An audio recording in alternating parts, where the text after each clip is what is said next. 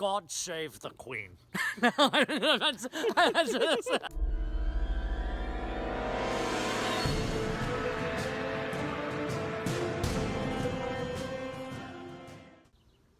save the Queen, so she has a good impact on the pigeons. So we've been getting a lot of questions about all the equipment that we use every day and what we think we like the most and how our guns are set up in general. So we'll start with the one that started it all, the Queen bee, the Crown. That was our first gun that we wanted to purchase, or that I wanted to purchase, but you know, Norm is pretty into this too, so I think he got his 2 impacts before my Crown actually showed up. But come on in a little closer. This is just your standard Crown. I don't have anything in here that modded it to craziness. There's no power kit in it. Everything is exactly as it came, except stuff I could actually bolt on. So I have a Harris bipod on here.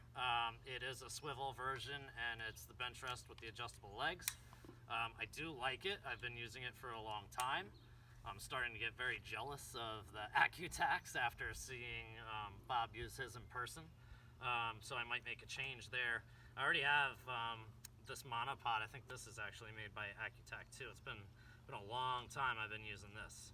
And this is great. It works a lot like the one on the back of the Impact, except it's a little quicker. You know, I can go up, down, and then this is my fine, and it can twist too. So a lot of people have been asking about that. It's not hard to get. You can get it on Amazon. They're about 90 bucks.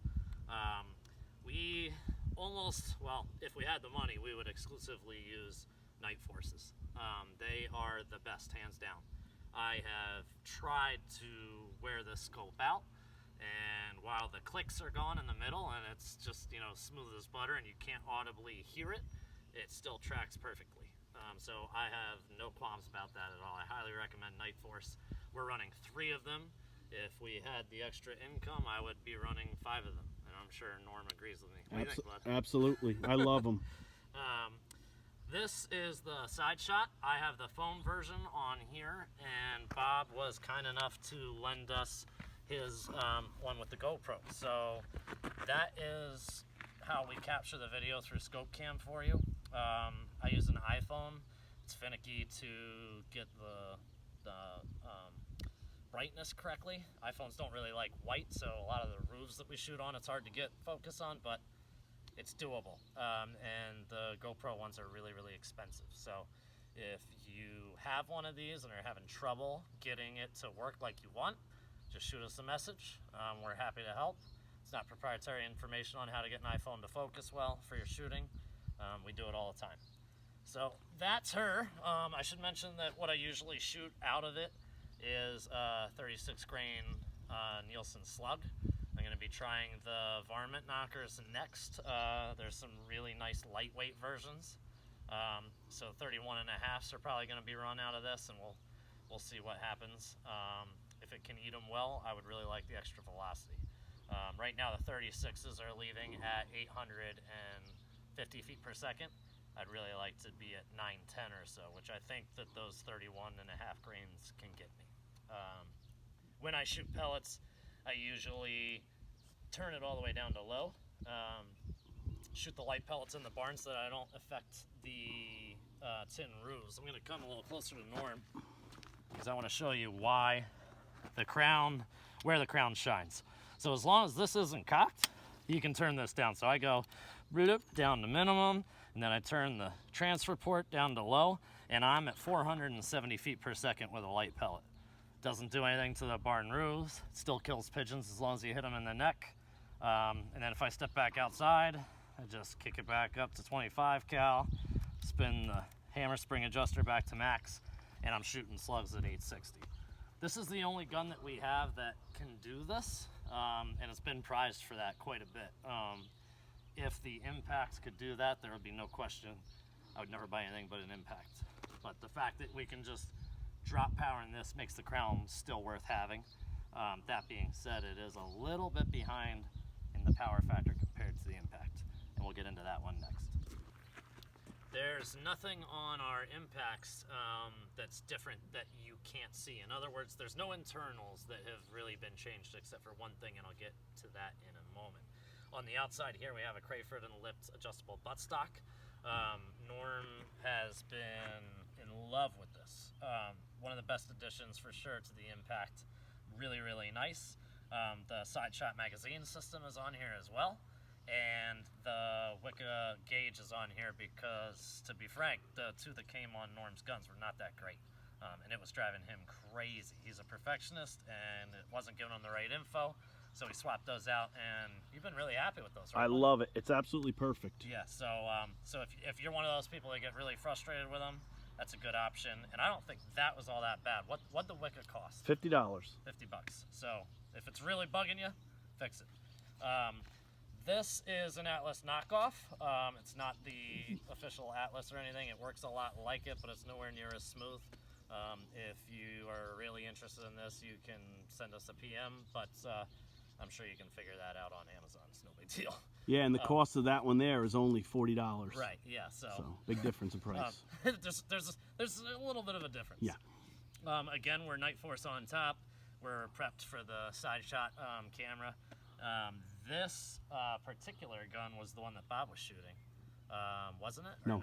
Nope. No? It was the other one. Okay.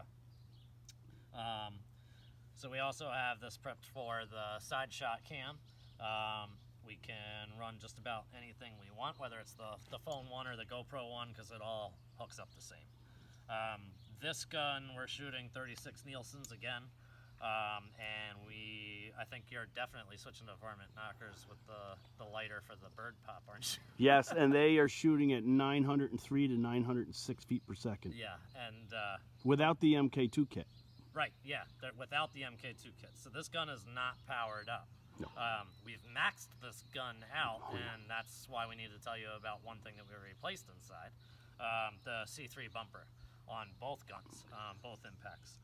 We've taken the regs up, we've maxed out the hammer springs, we've done everything that we could to get more power out of it and still keep it stable and tuned. All that back and forth, and there was a lot of it. I mean, I think, Norm, we probably changed the tunes on these guns 6 endless to 12 times. Yeah. Each. Yeah. You know, I did the same thing to my Crown. I just got lucky, and it hasn't blown a seal yet. But know that, you know, if you push these guns to their max, there's a chance that you can break something. But the C3 bumper is like, Norm can do one in like 5 minutes. Oh, absolutely. It's no big thing. And Ernest, the genius that he is, came out with a Delrin version of that bumper. You put one of those in, you're never going to have to worry about it again.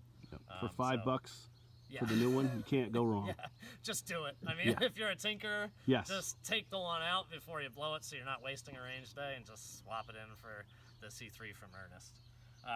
I won't review both Impacts or go over both Impacts because they're the same. Yeah.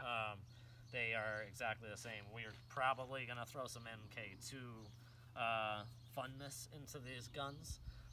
Just as a sneak peek, when we get Bob's gun here, we're probably going to take the barrel and probe off of this and put it in there just so that we know what our capabilities are going to be, feet per second wise. But this thing's slinging them hard.